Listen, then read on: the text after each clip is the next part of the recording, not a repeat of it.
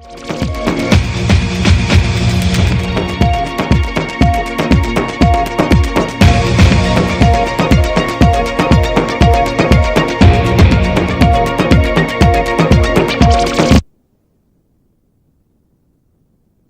6:30 p.m. This is News Tonight. My name is Emmanuel. Let's take a look at our top stories now. Government shutdown looms as workers risk not receiving salaries as majority threaten to withhold mini budget in protest of refusal of NDC MPs to approve tax waivers for some 1D, 1F companies. The expenditure in advance of appropriation is a constitutional obligation placed on this government. They cannot trail it. It is their responsibility constitutionally, and they have to make sure that is done. Fate of EC chairperson and her deputies hang in a balance as leading members of the NDC demand her resignation over what they say is irregularities during the 2024 elections. I would have thought that she would resign after the declaration. So if it is finished, they say Agyabeng now. Also ahead, running mate to the MPP flag bearer in the 2024 elections, Dr. Matthew Opoku-Prempeh, confident his boss will bounce back in 2028. The flag bearer decided that he needed me to support him. And as far as I'm concerned, my job is to support the flag bearer. Even if he decides to go again, my job is to support him. And in business, outgoing Member of Parliament for Asante Akem North, Andy Kwame Appiah-Kubi, has called for a strategic overhaul of Ghana's mineral agreements to ensure the nation reaps maximum benefits from its natural resources. There are changing circumstances. Contracts ought to change as well, so that you don't put yourself in a contract that is straitjacket that you cannot even breathe. So in all natural resource contracts, the maximum ought to be like 5 years. These and more making up the 60 Minutes broadcast. To stay with us here on News Tonight.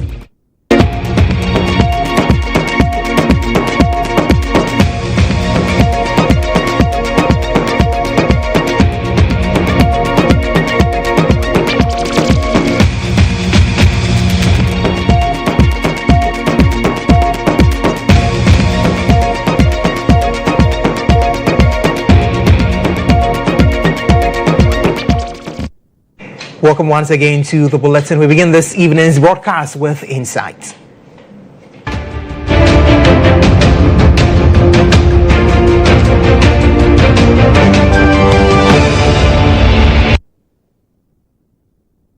As always, we indicate we are indeed your election hub. Public sector workers face real risk of not receiving salaries in the first quarter of next year. The majority in Parliament is threatening to withhold the presentation of the mini budget in protest of refusal by minority MPs to approve a number of tax waivers for some 1D, 1F companies. The tax waivers amounting to over $300 million have been outstanding since 2023. The Finance Minister, Dr. Amin Adam, for the second time failed to show up in Parliament to kickstart the process for approval of over 68 billion cedis expenditure in advance of appropriation for the first 3 months of the next year under Article 80 of the 1992 Constitution. Without the approval, incoming President John Dramani Mahama cannot spend from the Consolidated Fund when he assumes power next month on the 7th. There's more on the following reports. Speaking on the floor of Parliament, MP for Tema West and Chairman for the Committee on Trade and Industry, Carlos Ahinkra, argued until the tax waivers find favor with the NDC MPs, the mini budget will not be taken. If you don't mind, I would rather recommend that we start with the exemptions of 1D, 1F. If you don't mind. But you are also looking for something. You see, now, Mr. Speaker, it has become an interest game where the people on the other side are trying to push us to do what they want us to do. In fact, if you're listening to my chief whip, the minority whip, he even went further to say that the people of Ghana should know that from March, workers of Ghana should know that from next year, if January they don't get salary, then the people on this side. We have appropriated our bill and they are going to get salary till we leave office in December.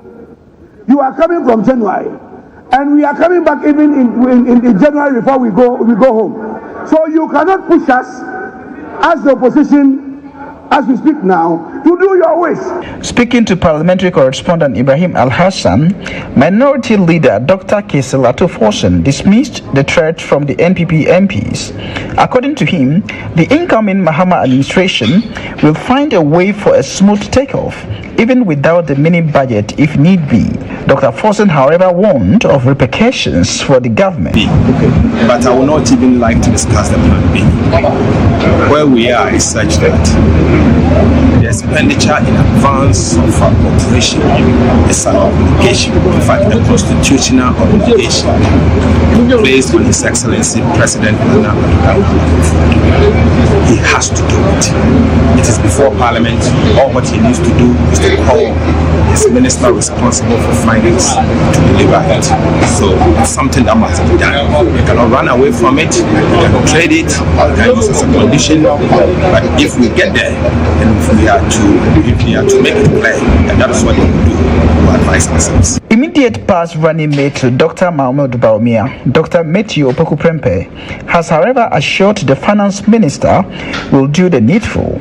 In an interview with parliamentary correspondent and gratuity for Article 71 office holders and closed shop. My position is that, like Ujeto is saying, Ghanaians have decided to vote for resetting and Kokol Kitenkete. So my position is that we should do the vote on account and the terminal benefits as stated in the constitution and close shop.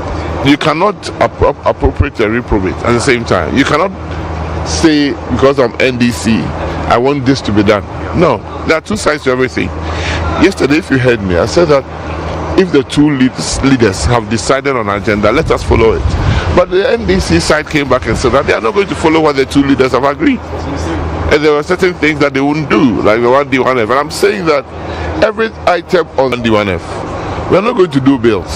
We're not going to do anything. So let's all decide that, okay, expenditure in advance of appropriations is something we must do. Article 71, which I see that most of the NDC guys, you see how happy they are when we say it, want us to do. Let us do it and close shop. Well, the yet to be sworn in National Democratic Congress seems to be divided on the fate of the chairperson of the Electoral Commission as well as other commissioners. While some members of the party think the chairperson and her team should resign, others think they should remain at post as their disagreements with the commission is part of efforts to strengthen Ghana's democracy. In the following report, we take a look at what may happen to the elections management body after 7 January 2025 when a new government takes over.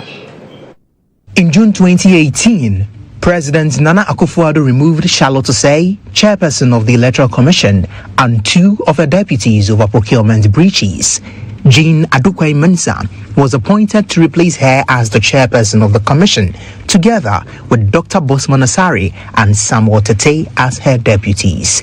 The new leadership was confronted with organizing the 2020 presidential and parliamentary elections amidst efforts to satisfy all political parties. However, that suffered a setback as the opposition NDC dragged her to the Supreme Court over claims that the polls were rigged in favor of the MPP. The NDC eventually lost that petition over the lack of evidence to prove their case. However, that did not end the opposition party's beef with the GHOne Mensah-led Electoral Commission. The rift between the party and the EC led to the first televised inter-party advisory committee meeting. Shown to them, and we are proving to them that when your roof is leaking, you don't just keep on mopping. The Electoral Commission is leaking. The IT system is leaking. You heard the question that we asked. Can people have access to the login credentials? They said yes. You heard them. So people can have access to the login credentials. How can we trust such an Electoral Commission? Despite dealing with the concerns of the NDC before the elections, events post-December 7, 2024 has reignited some conversation around the fate of the leadership of the Electoral Commission. This follows confusion that has rocked the declaration of parliamentary results of some constituencies. For the spokesperson to the president-elect, Joyce Bawa-Mokhtari, and Deputy General Secretary of the NDC, Mustafa Gbande, GHOne Mensah and her team must resign immediately. I would have thought that she would resign after the declaration. So if it is finished, they say Agyabeng now. Maybe it is Agyabeng for her. I don't know. You should be calling on the Electoral Commission to resign. The commissioner and all other politicians around the commission should be resigning. I mean, it's too painful when a commission fails to deliver what is transparent, what is credible, and what is trusted election. But it appears the NDC's Director of Elections and IT, Dr. Edward Omaniboama, holds a contrary view to the performance of the Electoral Commission. He says the party is not fighting the EC, but rather finding ways of strengthening the country's democracy. We are not fighting. It is a battle of ideas. If biometric devices were stolen under CCTV surveillance, and I raised them vehemently, it was not a personal fight against the person of Madame GHOne Mensah. It was the theft that I was dealing with. If the EC got arithmetic wrong, and I corrected it severally, I was correcting it to get a credible register. It was not to humiliate the EC. With opposing views coming from the leadership of the NDC ahead of the swearing-in on January 7, 2025, the question on the lips and minds of many Ghanaians is, are we going to see another dismissal of the leadership of the Electoral Commission?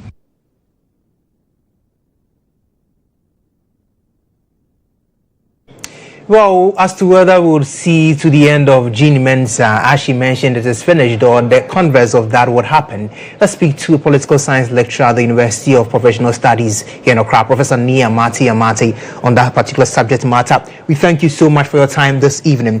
We are looking at a trend where we constantly seeing a change in the EC heads, the commissioners and her deputies.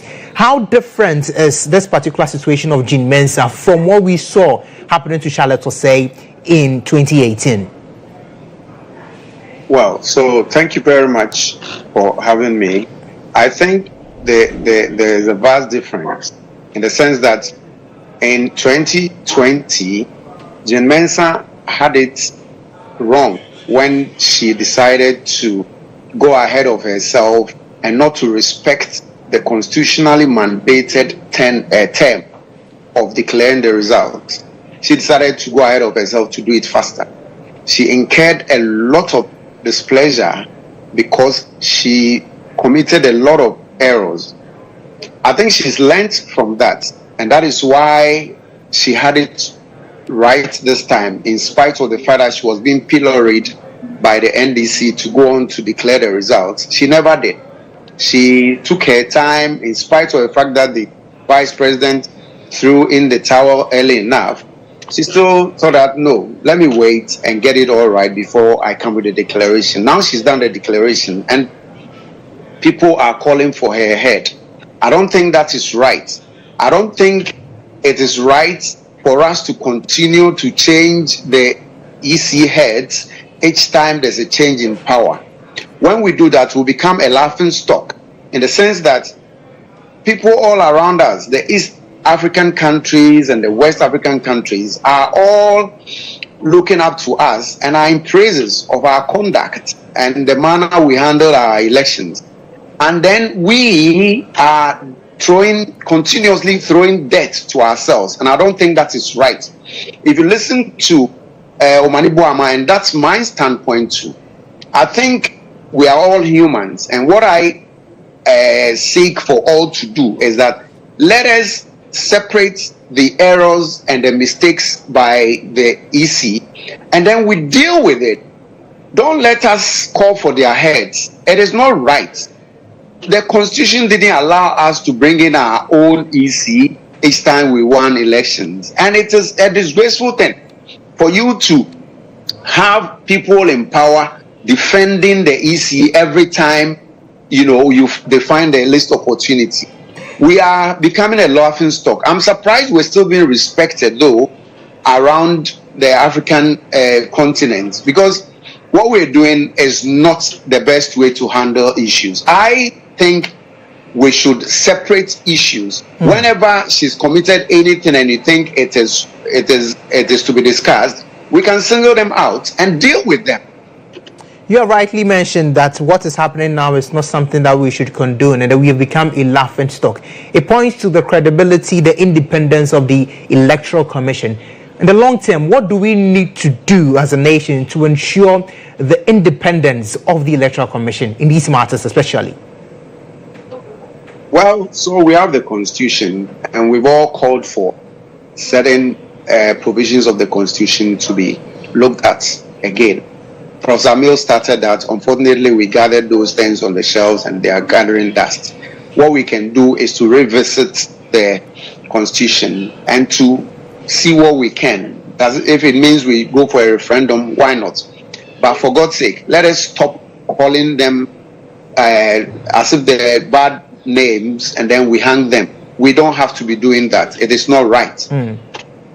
What we have constantly seen, and that's my last question to you, when it comes to changes in government, when in these matters, when we look at state institutions, every 4 years, if you are the CEO, you should be expecting that when there's a change in government, you are leaving office because the president has the power to appoint by our constitution, as you rightly mentioned. So, do we need to give, and I'm basing this just opposing what we have done with the Special Prosecutor's Office, where there is a tenure that he has to serve, that does not allow for any political party to just come in and with their own political pressures take him out.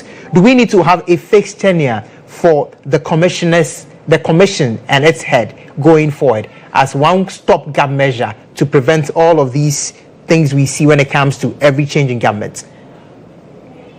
I think we have the Constitution, and especially the Article 71 persons enjoy some kind of tenure in the Constitution, and I think that is what we need to enforce. Again, we should make it impossible for all heads of government to take off the persons in power. Look at the way Domelevo was handled. It's so disgraceful, and it should not be the case. All of such persons, if the Constitution does not give them that tenure, as I understand it, we should begin to take steps to make sure that they are serving a particular term, so that nobody can just come in and just because they are in power can decide that you go, you stay, you go. No. And when we continue to do that, because I know I am in power and I can be taken off anytime, it is the reason people steal. People become so corrupt because they needed to continue with a certain lifestyle, and once they know they do not have the tenure to serve to the fullest, they will definitely dip their hands into our coffers. We've seen many examples in that sense. Prof, thank you so much. We'll leave the conversation here. Professor Nia Amate is with the University of Professional Studies here in Accra. Our earlier conversation was about the matter in respect of the EC's leadership, whether there should be a change or not when it comes to the change of government, with the NDC now taking over from January 7. But he has decried the position of many political watchers who are with the NDC, who have called for the removal of the EC chairperson. He is saying that it is not right, and then we will become a laughing stock. If not already, we are that. That's Professor Nia Amate on that particular matter. We still stay within the confines of politics, but this time we go to the MPP and the running mate for the party in the 2024 presidential elections. Dr. Matthew Opoku Prempeh has begun the chorus campaign to have his boss, Dr. Mahmoud Bawumia, return as flag bearer of the party in the 2028 polls. Speaking exclusively to EIB Network's parliamentary correspondent Ibrahim Al-Hassan, Dr. Opoku Prempeh indicated that no presidential candidate has won in the first attempt and believes Dr. Bawumia will return in the next elections. Look, how much will you miss Parliament? The flag bearer decided that he needed me to support him. And as far as I'm concerned, my job is to support the flag bearer. Even if he decides to go again, my job is to support him. Will you welcome that? If he decides to? There's not been any presidential candidate that has won at the first time. President Kofo won at the second trial. Atamils won at the third trial. And now Adodan Kofo won at the third trial. John Mama has stood for 4 presidential candidates.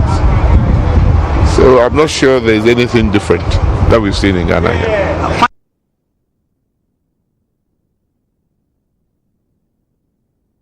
Speaking of Napo, he has these few words to say about President-elect John Dramani Mahama. Let's take a listen to that. From 7th January, we are looking forward to 5 cedis to $1. From 7th January, we are looking for every Ghanaian getting the Nkukon to rest so that money comes into our pocket. From 7th January, we are expecting the petrol price to come down to 10 cedis. Those are the expectations of what John Mahama told us he's going to do. Kinky comes to 1 cedi. We all heard him, loud and clear. Said he's not concerned about digitalization, he's concerned about kinky and fish. So we are looking forward to that. That's what Ghanaians voted for.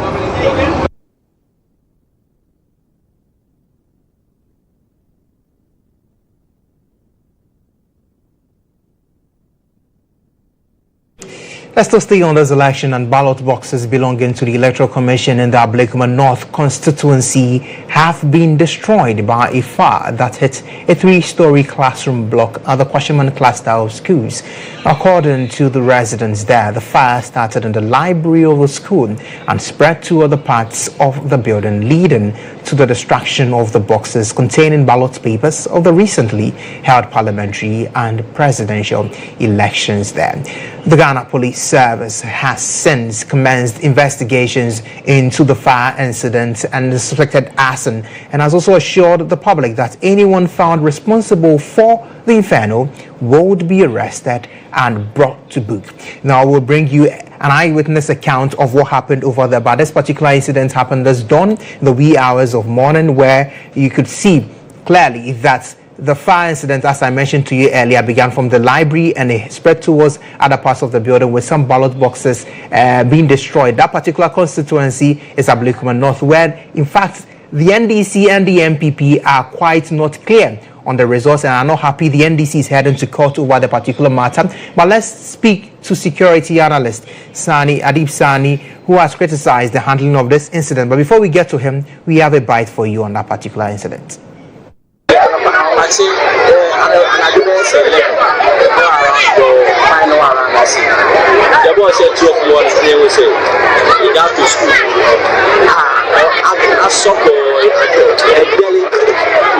That's a 5 minutes time after they say you say Ghana Dele, say Bassett is for police with Bassett to the bus. There's a 50 how much there's a quote trade last year, there's a Ghana already, still be a Delhi man. Now I say after the election, which is last week. Now I say so that's an eyewitness account of what happened over there at the GHOne cluster of schools in the Agyabeng North constituency. But security analyst Adib Sani has criticized the handling of the incident. He joins me now on phone on this particular matter. Many thanks for your time this evening. What lapses did you observe really in how the police and other security agencies have handled this particular incident? Well, I'm absolutely gobsmacked that, according to sources, there was manned police security at the center. So obviously there can only be 2 issues at stake here. One, either the police was asleep or had deserted its position at the center, or on the other hand, is complicit in what has happened, because it makes no sense to have electoral materials, especially of a contentious election, without any form of security. And you know, there's an issue that we have spoken about over and over again, and it looked like nobody was really paying attention to us. The position of the EC on this matter has further exacerbated people's emotions and belligerence towards the whole process. Okay, so that is why we have always indicated, look, be quick with these declarations. The more you delay, the more contentious it becomes. And I've always also indicated, like, that trust and confidence in the process is paramount. But at this time, the trust people have in the Electoral Commission is unfortunately at an all-time low. That is why I would want to use this opportunity to call on the incoming president to completely overhaul the EC. All the top people must go to breathe some new, fresh air into the commission. Otherwise, with the current state of the EC, even a by-election will be difficult for them to conduct. So what has happened is unfortunate. It is highly condemnable. It has no place in our democracy. And I would also wish to use this opportunity to call on the IGP, who has done a great job so far as Election Security Task Force is concerned, to look into this matter, so the perpetrators will be brought to book. Adib Sani, let's focus on this particular incident and what we have seen during this particular electoral cycle. I am concerned because Kwashiman cluster of schools, a lot of young people's education will now be put to a halt because the library where they have to go and read is now destroyed, and government would have to find resources to replace those books there and even the facility there for them. My question here is this. Going forward, should the EC find a befitting place to keep these items to prevent some damage to society by way of, this time it's education, the other time was by way of materials meant for distribution to people who have suffered some loss? Does the EC need to find a proper way of handling such security items when it comes to our electoral cycles? Under normal circumstance, after the election is done, whether it is declared without issues or there's a contention, knowing that the school is not a security zone, it is very susceptible, very vulnerable to all manner of attacks, including arson, as we have seen. Immediately after that, I would have thought under security protection, these materials would have been moved into EC warehouses where there is adequate security, all the systems are in place, fire sensors, alarm systems and all that, to protect it. Okay, but the problem is, when people like Asari Bosman behave like politicians, it makes people lose confidence in the EC. So the EC, that is supposed to be the safest place for these things to be sent, a lot of the political players are not confident. That is why we had some, for example, in Sawam sent to the Tesano police station. All of these could have been done at the EC. But the problem is, nobody can trust the EC. That is why the incoming president would need to investigate all matters of, criminal negligence, all matters of complicity by EC officials in causing a lot of the havoc we are witnessing. So we sanitize the space. Otherwise, like I said, even the common by-election, we wouldn't be able to conduct. And it's not only Accra. It's not only Ablekuma North. We've seen a similar situation in Hongu, where, according to sources, an EC official was even shot. This other area, we understand an EC official collapsed.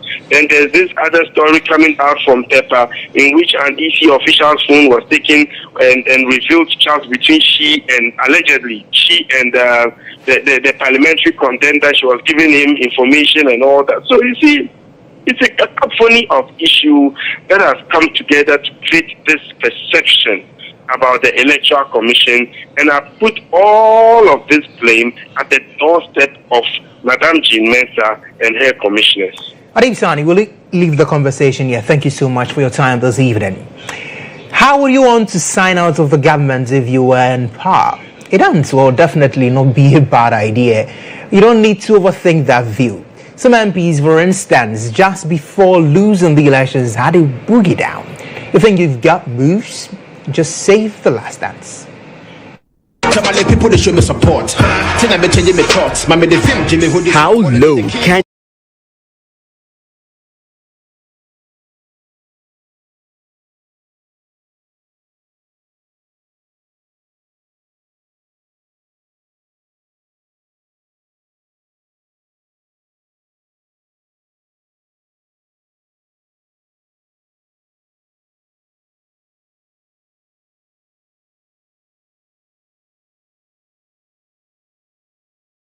begin with a pointing move. Ready? Points, points, points, points, points, clap, clap, points, points, points, points, clap.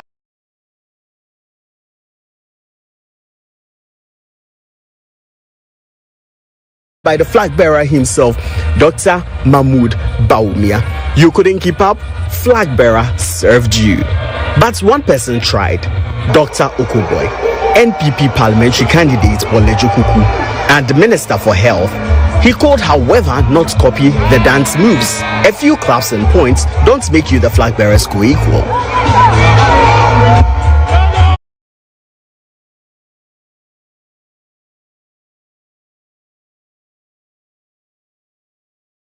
Himself. He shook Accra as regional minister and subsequently interior minister. Let's see him shake the dance floor.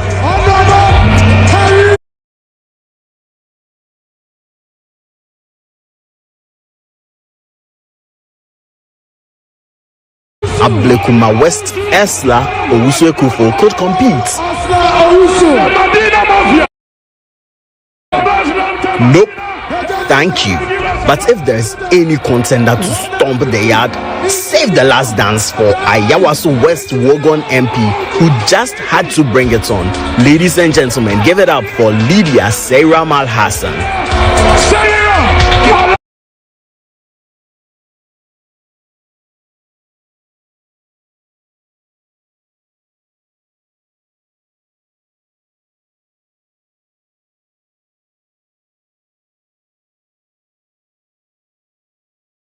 Unfortunately, not all dance moves lead to victory. Some dance moves can be the last dance to the exit door. For these government officials and for their years of service, signing out couldn't have been more of a lasting impression than to see them let their head down. Hopefully, in 2028, we might see them again, or perhaps not, till another set of Harlem Shake and Azonto bring them back. This is Eko Watchers Reports for GHOne TV.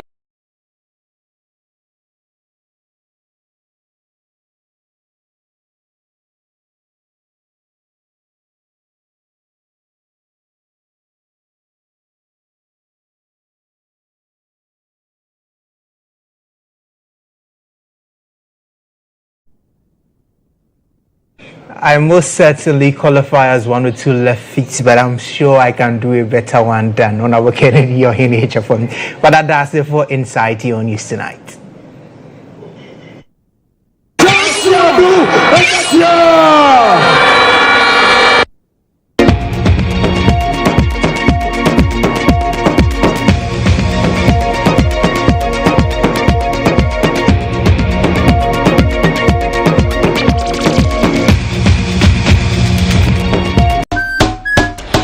Ready for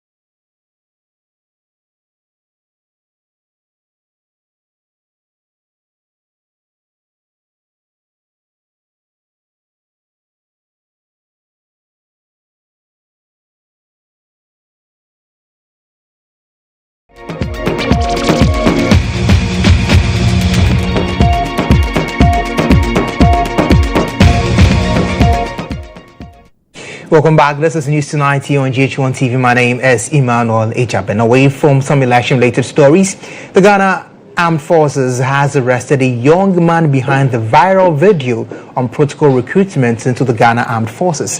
The suspect, identified as Alex Kobina, who resides at Medina Zongo Junction in Accra, was heard in the video sending a message to President-elect John Dramani Mahama, alleging that he intends to sack all soldiers who were recruited into the Ghana Armed Forces through protocol means.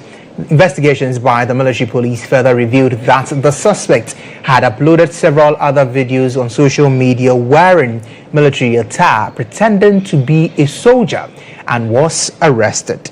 The military police has since handed Alex Kobina over to the Ghana Police Service for further investigations and possible prosecution.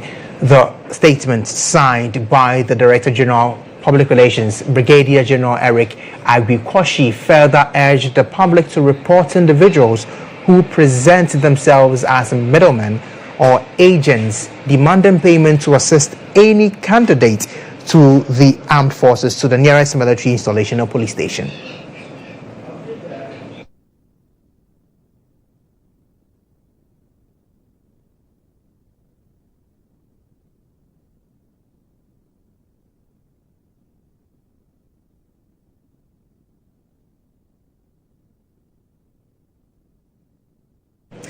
The clinical optometrist Dr. Emefa Titiati has appealed to the public to make eye screening a routine exercise for the early detection and treatment of eye diseases. Dr. Titiati made this appeal during an eye screening exercise held in Dodowa.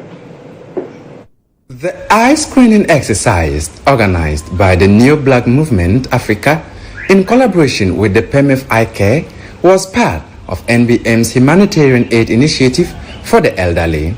The exercise included glaucoma tests, topography, pachymetry, and other procedures to help detect and treat eye diseases among participants. Speaking to GHOne News during the event, Dr. Emefa Titiati, a clinical optometrist at PEMF Eye Care, urged Ghanaians to regularly check the condition of their eyes, including those of their children. Eye care is very important for all of us because checking the eye frequently will help us identify the conditions in the eye early. And mind you, there are some most conditions do not show any symptoms. You don't have any discomfort. Unlike malaria, that you have headache. Unlike any disease that you feel pain. For the eye, there are lots of things that will be going wrong. You wouldn't know until you get your eyes checked. People who have diabetes, hypertension also have side effects to this condition that manifests in the eye. So it's important to do a regular eye checkup. Take advantage of eye screening programs like this. And then meanwhile, Benjamin Orichi Megiwa Elvis, chairman of the Council of Elders for NBM Africa Ghana Zone, highlighted the importance of such initiatives to support the elderly in society. At this age, most of the senior citizens, they have challenges with their sight, and we see the importance of bringing this outreach to the community so we can help our mothers and our fathers who have issues with their sight. So we know that this help will go a long way.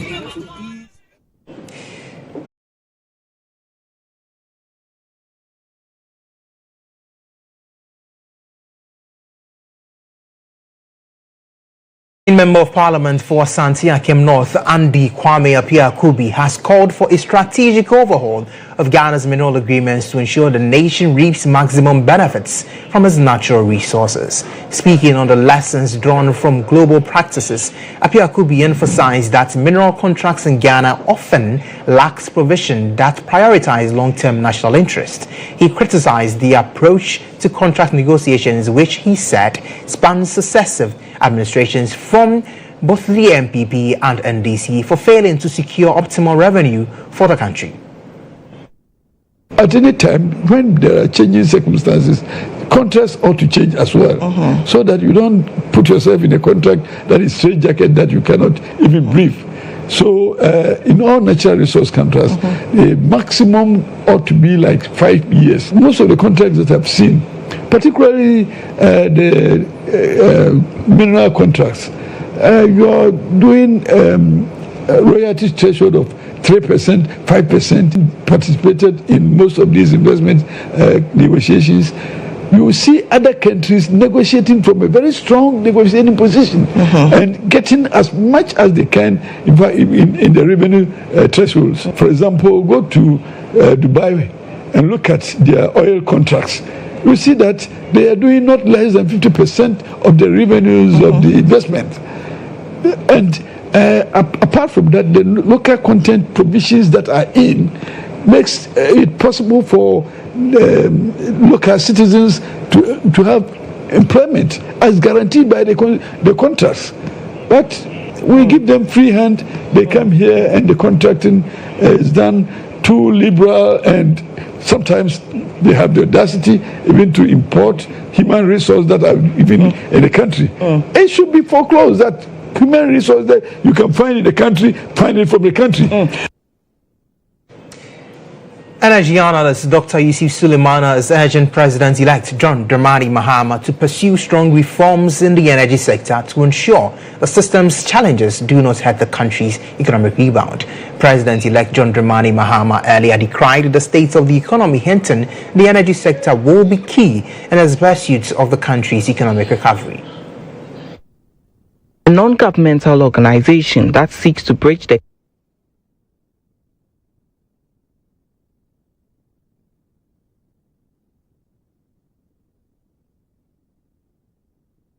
willing to continue and deepen those relations. It's critical even more now than before because of what Ghana is going through, both in terms of the economy and finances, but more importantly even because of the energy sector, and knowing the comparative advantage and technology and knowledge that the US has. We want to work closely to see how we can resolve some of the issues in that sector. Of course, we worked on the MCC together, and it's made Ghana's electricity generation sector more resilient than it was before the MCC. As I said, it was just the final part that we couldn't complete together. Luckily, we had the opportunity to wrap up that part of our cooperation. And so I think that is something we'll look to start talking about as soon as we come into office after 7th January.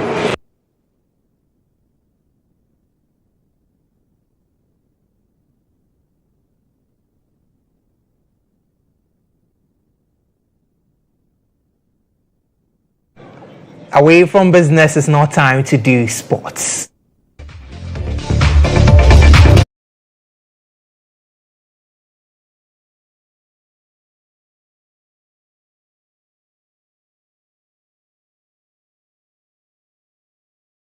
In studio to give you the latest in our world of sports. Monica. Hello, Emmanuel. Good evening. Now, none of former sports minister GHOne Neelanti Vanderpoy has bemoaned the lack of attention given boxing in Ghana, notwithstanding the achievements the sport has chalked. Speaking in Parliament in tribute to former boxer DK Poison, he emphasized that boxing has brought more achievements to Ghana than even football and deserves more attention and investment from the state.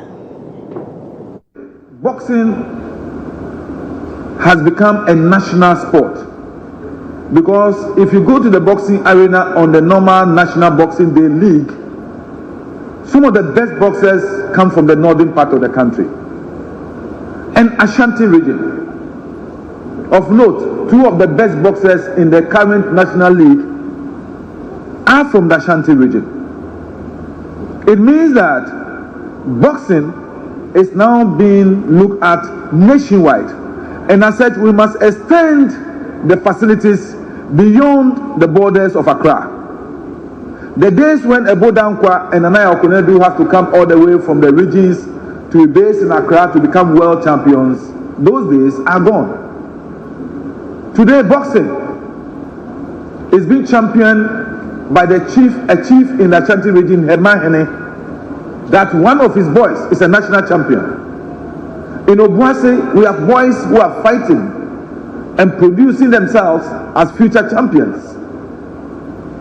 Mr. Speaker, I think as a nation, if you look at these records, boxing has achieved a lot for us. They've raised the flag of this country even more than football. But we don't give it the attention it deserves. Out of the 5 medals that we are talking about today, 4 from boxing. That should tell us that if we could give a percentage of the attention we give to football, to boxing, and other sporting disciplines, maybe this country will not always be languishing at the last position on the table or medal table at the Olympic Games. We may be squaring it up with Americans, the British, the Australians, and the Chinese on the medal table. Now, away from that, Real Madrid and Brazil winger Vinicius Jr. has been named the Men's Player of the Year at the FIFA Best Awards in Doha this evening. The 24-year-old beat off competition from Rodri, teammate Bellingham, among others. Vinicius played a key role in Real Madrid's Champions League and La Liga winning campaign in 2023 and 2024, scoring 24 goals and providing 11 assists. Yes. The best FIFA Men's Player of the Year is Vinicius Jr. Parabéns.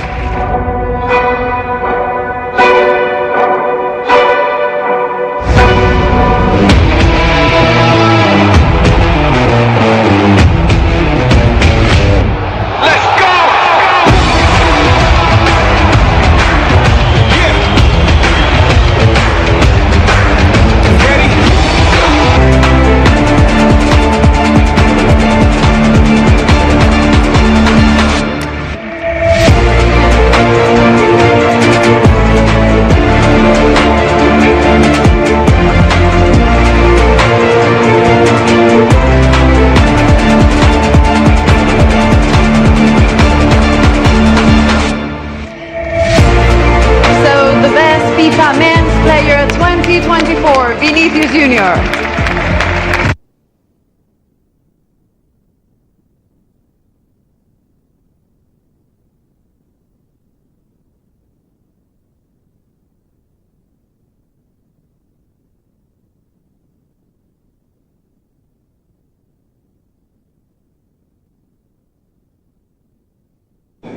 Now, Aitana Bonmati from Barcelona also won the FIFA Women's Best Player of the Year. But that'll be it for sports here. My name is Monica Bukari. Back to you, Emmanuel.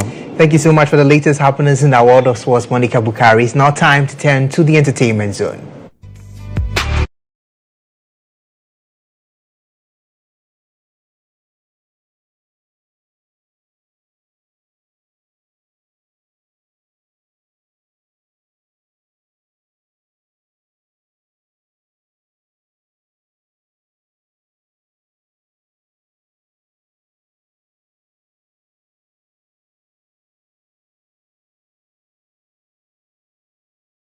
African International is a prestigious pageant that celebrates the richness of African culture with representatives from all 54 African countries, highlighting the beauty and cultural diversity of the continent.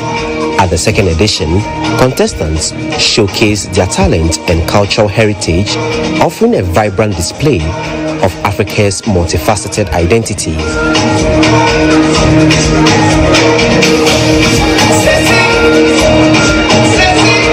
Speaking to the media, organizers reiterated the pageant's commitment to empowering participants with leadership and entrepreneurial skills, ensuring they remain impactful beyond the pageantry. They further encourage contestants to use the platform as an avenue to promote and preserve African culture rather than focus on physical beauty.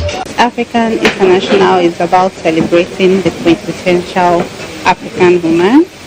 What makes us different from other pageants is that we're all about entrepreneurship, tourism, and we want the winners to showcase the different African heritage, to show the world that Africa is one continent, to show the world how united we are as Africans. First and foremost, it's about women empowerment. It's about empowering women for leadership, for entrepreneurship. And tonight we had an amazing display of talent, had an amazing display of various gifts and culture, and very intelligent women talking about matters arising and proposing very valuable insights and solutions. The winners of the 2024 Miss Africa International reflected on how the experience has shaped their personal growth and ambitions. How I would use this platform to influence my immediate surroundings. I'm not going to stop. Prior to this competition, I already had engaged in different community service, kicking against social vices, outreach to schools, and sensitizing young ladies, young boys on health, the benefits of keeping yourself healthy and having strong immunity over time. I would continue in that line. I would also try to expand and reach as many women as possible. I want to let people know that pageant is not only about beauty. Pageantry, it's about beauty with brains. You have to have the brain and beauty. Also, respect, a lot of things. Pageantry is not only about beauty, showcasing yourself. No, we are showing talents, we are showing our skills, we are showing our experiences here. So I want to inspire other girls who love pageants to pursue their dreams and to follow their heart and to showcase their talents.